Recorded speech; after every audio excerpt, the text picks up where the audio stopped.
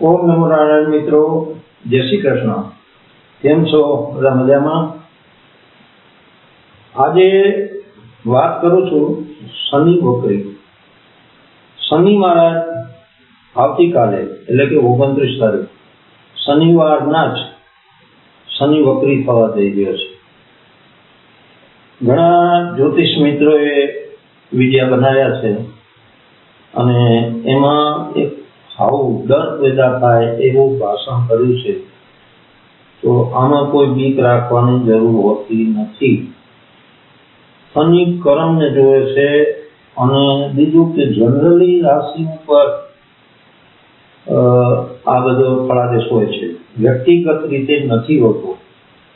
એટલે કોઈ મનમાં ભયભીતતા નથી રાખવાની, ભય ઉત્પન્ન નથી કરવો મનમાં કે ભાઈ શનિ વક્રી થાય છે, કોઈ જ્યોતિષીઓ એમ કહી દીધું છે ફલાણી રાશિ ફલાણા દીકરા પુત્રાને આવી રીતે શનિ પરીક્ષા લેશે કે આવું કરશે, એવું નથી મિત્રો. વર્ષોથી ગ્રહમંડળ વક્રી થતું હોય છે. વક્રીનો તમને અર્થ સમજાવી દઉં તો વક્રી એટલે શું? વક્રી એટલે આપણે જે રસ્તે જઈએ છીએ એનામાંથી પાછા વળીએ તો એને જ્યોતિષ ભાષામાં વક્રી કહેવાય છે. વક્રી એટલે પાછા વળવું, ઉલટી ચાલ કરવી.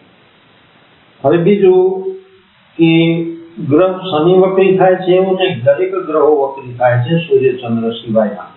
એક સૂર્ય ચંદ્ર વક્રી નથી થતા અને રાહુ ને કેતુ સદાય વક્રી જ રહે છે, સીધા છે જ નહીં.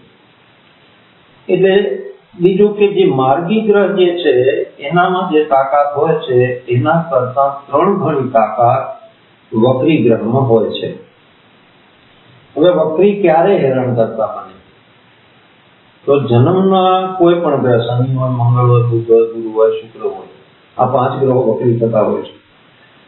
તો એ જન્મના જે ગ્રહો ખરાબ છે, વર્તમાન ગ્રહમાં એ પાછા એ જો ગોચરમાં ભ્રમણ કરે છે.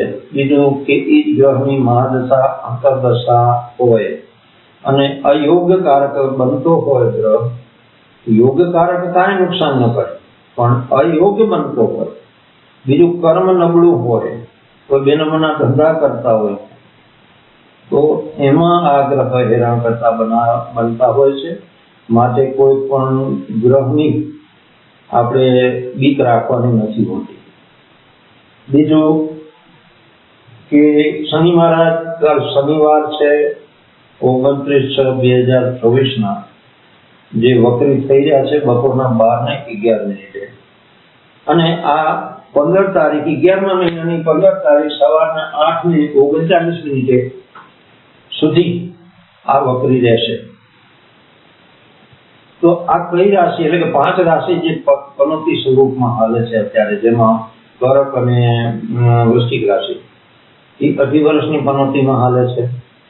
તો મકર, કુંભ અને મીન એ 7.5ના રાઉન્ડમાં છે, જેમાં મીન રાશિને પ્રથમ રાઉન્ડ છે, તો કુંભ રાશિને સેકન્ડ રાઉન્ડ છે અને મકર રાશિને થર્ડ રાઉન્ડ, આખરી રાઉન્ડ છે. 29/3/2025 સુધી આ પનોતીઓ એમને લાગુ પડે છે.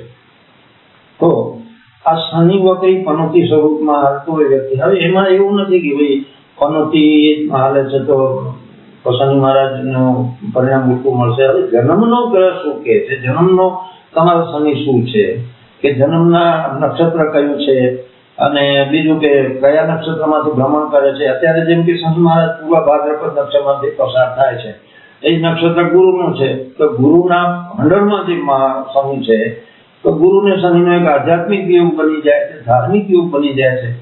તો આને લઈને આપણે કોઈ ભયભીત થવાનું નથી. બીજું કે શનિ મહારાજ છે ગુરુના મંગળના, ઘણા કીધું છે કે શનિ ને ગુરુ એકબીજા અંડરમાં છે, પણ ના, એવું નથી. શનિ ને મંગળને કોઈ અત્યારે સંબંધ જ નથી હાલમાં, નથી દ્રષ્ટિમાં કે નથી કોઈ બીજી રીતે કે યુતિ પ્રતિયુતિ પણ નથી થતી શનિ ને મંગળ વચ્ચે. કારણ કે શનિ ને મંગળ એકબીજા કટ્ટર શત્રુઓ છે. શનિ મહારાજ છે દૈત્ય સેનાપતિ છે અને મંગળ છે દેવ સેનાપતિ છે. તો બંને સેનાપતિઓ વચ્ચે જે ઘર્ષણ હોય છે પણ એ સામસામે યુતિ બનતી હોય તો શનિ મહારાજ ગુરુના નક્ષત્રમાં અત્યારે ભ્રમણ કરી રહ્યા છે, તો આપણે કેમ કહી શકીએ કે શનિ ખરાબ ફળ આપશે, શનિ ખરાબ પરિણામ આપશે? મૂળ વાત છે જન્મના ગ્રહ. તો જન્મનો ગ્રહ તમારો કઈ રીતે પસાર થાય છે એ રીતે આપણે સમજવાનું રહે છે.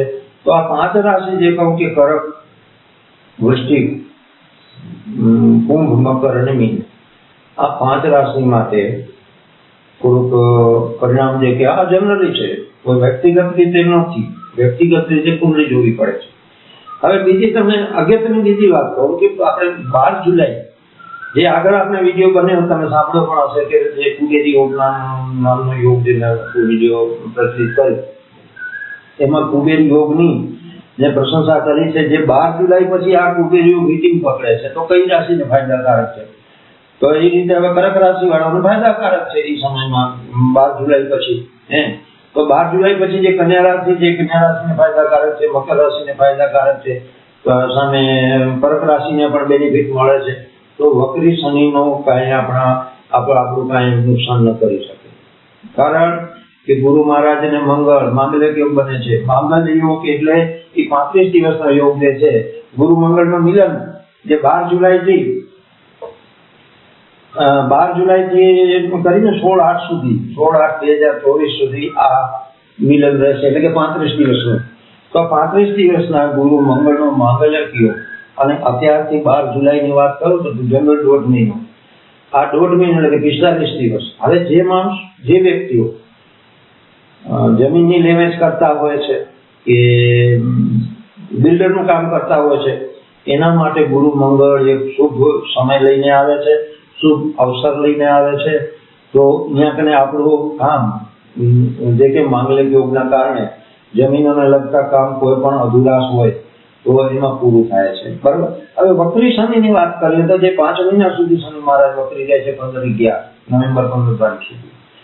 તો ત્યાં સુધી આપણે શું કરશું કે જે કામે ગયા છે અથવા જે કામની અધુરાશ છે અહીં પૂરું નથી થતું તો ફરી એમાં મહેનત કરાવશે કે ફરી એમાંથી તમારી ભૂલ થઈ છે, એમ કે આમાં ભૂલ થઈ છે, ફરી આનો સુધારો કરો, એટલે એમાં ફરી મહેનત કરાવશે. શનિનું કામ એટલું છે વક્રી. પછી વાહન કે વાહનથી જ્યાં ગયા છીએ આપણે, જે ગામ ગયા છીએ, પરગામ ગયા છીએ, બહારગામ ગયા છીએ, નોકરીથી જ્યાં ગયા છીએ, તો જ્યારે પાછા વળીએ છીએ, વક્રી એટલે પાછા વળીએ, જ્યારે પાછા વળીએ છીએ ત્યારે આ પ્રભાવ આપે છે, અશુભ કે શુભ.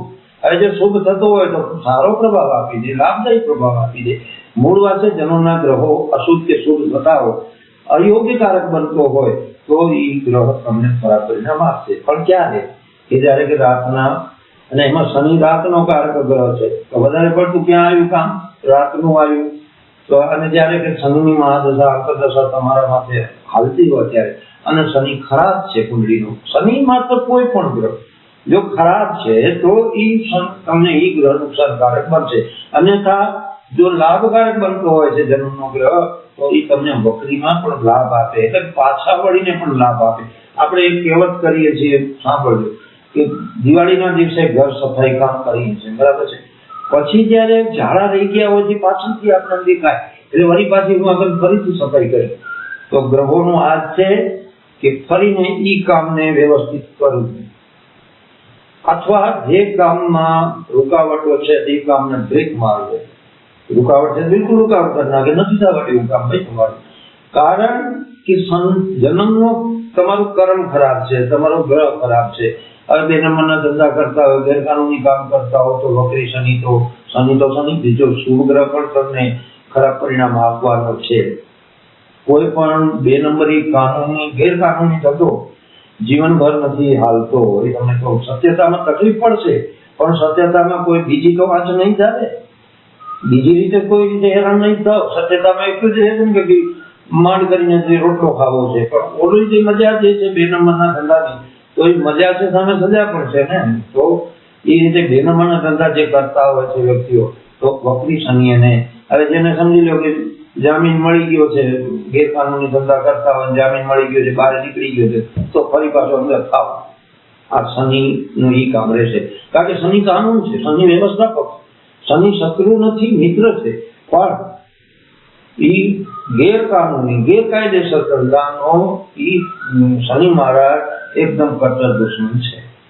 તો આ રીતને લઈને મેં તમને પર્દાફાશ કર્યો છે કે વક્રી ગ્રહ જે વિડિયા બન્યા છે એનામાં કોઈ રીતે આપણે ભયભીત નથી થવું.